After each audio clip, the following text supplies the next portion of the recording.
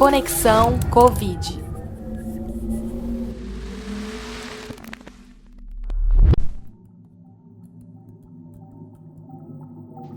Conhecer as reações causadas pelas vacinas é muito importante para as autoridades de saúde.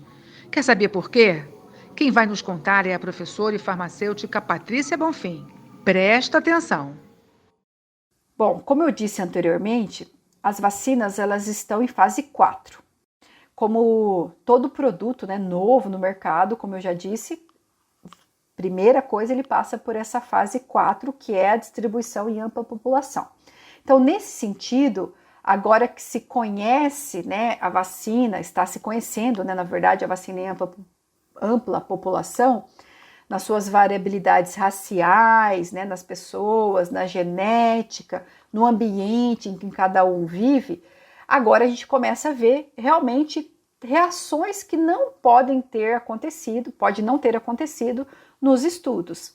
Então, essas reações normais, comuns ou não comuns, ela deve ser comunicado às agências regulatórias, que aqui no Brasil é a Anvisa, para que elas vão avaliando em tempo real e tomem condutas ou não para todos esses acontecimentos. A gente teve um exemplo, que é da vacina AstraZeneca, que foi bastante divulgado, inclusive mudou até um pouco as orientações dessa vacina, que foi alguns poucos casos, raríssimos casos, mas que aconteceu, de processos de coagulação pós-vacina. Então, foi visto através dessa fase de farmacovigilância, foi notificado e as agências regulatórias do mundo pararam para estudar e pensar por que acontece essas reações, mesmo que raras, de coagulação pós-vacina.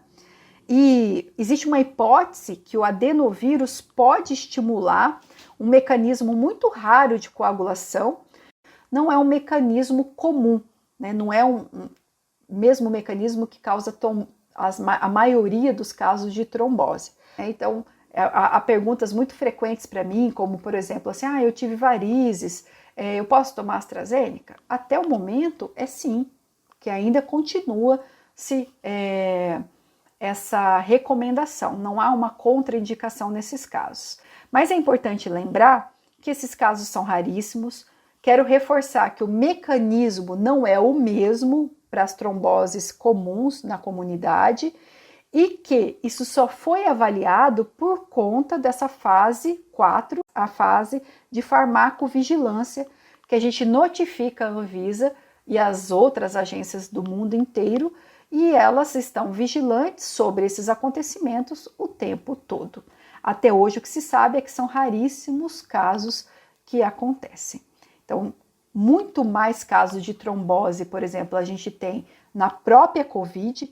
A incidência é mais ou menos assim, em torno de 16% das pessoas que têm Covid desenvolvem casos de trombose, enquanto para a vacina AstraZeneca é 0,00004%. Então, é muito baixo, o número de casos, não compensa aí arriscar, exceto esses pequenos casos aí que foi destacado uma possível contraindicação. Como uma mensagem final, eu poderia falar que uma frase que eu gosto de dizer, que a vacina é o começo do fim. A gente sabe, que para muitas doenças a vacina foi uma solução, então não tem por que ser diferente aqui na Covid, mas a gente precisa ter paciência e confiar que esse sim é o caminho correto, que a gente deve fazer as 2 doses da vacina, que elas são importantes, que essas 2 doses é que vai garantir uma resposta imune, robusta. É possível que a gente tenha pessoas que foram vacinadas e se infectem? Claro. É possível pessoas vacinadas e que tenham casos graves? Também. Como eu disse, nenhuma vacina é totalmente eficaz, mas ela vai ajudar muito. Das pessoas que tomaram vacina e desenvolveram a doença, o ruído é muito mais forte do que o ruído das pessoas que tomaram a vacina e não desenvolveram a doença. Então a gente ouve muito mais, é muito mais impactante casos graves do que os casos que não geraram doença. E parece aí, então, que o número é muito grande, né? Mas não é.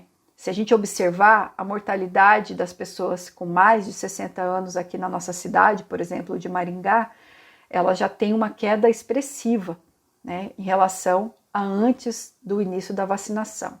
E a gente vai ver a melhora disso ao longo do tempo. A maioria das vacinas tem um intervalo de dose de 3 meses, né? Então, a gente precisa que as pessoas estejam completamente vacinadas para que aí, então, a gente consiga ter uma visualização de realmente queda expressiva da Covid-19. Enquanto isso não acontece, a minha mensagem é que a gente continue os cuidados que a gente chama de não farmacológicos, de uso de máscaras, distanciamento o máximo possível, higienização das mãos, né, e valorização, que a doença Covid-19 ela é uma doença importante, grave para muitas pessoas e de alta transmissibilidade. Depois de ouvir os episódios dessa temporada do podcast Conexão Covid, você passou a saber tudo sobre vacinas.